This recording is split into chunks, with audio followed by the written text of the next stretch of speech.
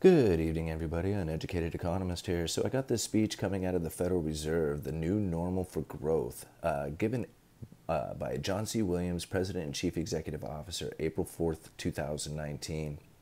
And I'm not going to read the whole speech, but I thought I'd read this little section to you. I believe he's given this to a group of community bankers, maybe. Anyway, it goes like this. The difference between last year's numbers and this year's forecast has caused some concern, and that's where I'm going to keep my focus. Many people are hoping for GDP growth of 3 or 4%, similar to what we saw in the late 1990s. Less optimistic forecasts for 2019 growth are therefore understandable and a source of worry. But it's key to remember that this GDP growth has taken place in a backdrop of historically low unemployment and low stable inflation. Unemployment is at 3.8%, inflation continues to run just under 2%. The Fed is tasked with two goals: low and stable inflation and maximum employment. From the perspective of monetary policy, things are going very well, and the economic fundamentals indicates that slower growth is, far from a sign of doom and gloom, what we should expect. The economic fundamentals. The 3% growth of 2018 was boosted by a number of tailwinds: strong global growth, fiscal stimulus, and accommodative financial conditions, all helped drive GDP growth in a tight labor market. These tailwinds have calmed, and in fact reversed in some cases. Three developments contribute to this view: a downturn in global growth, heightened geopolitical uncertainty, and the effects of a tighter financial conditions.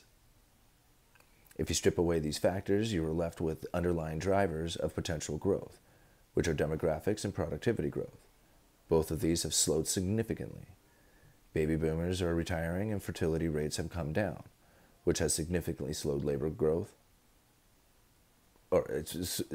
slowed labor force growth relative to the past decades.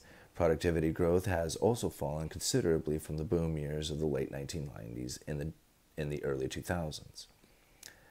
It goes on to say here, it is important to remember that the change in long-run economic fundamentals means that interest rates are likely to be lower than what we saw in the 1990s, for example. In addition, the slope of the yield curve is unlikely to return to levels typically in the past.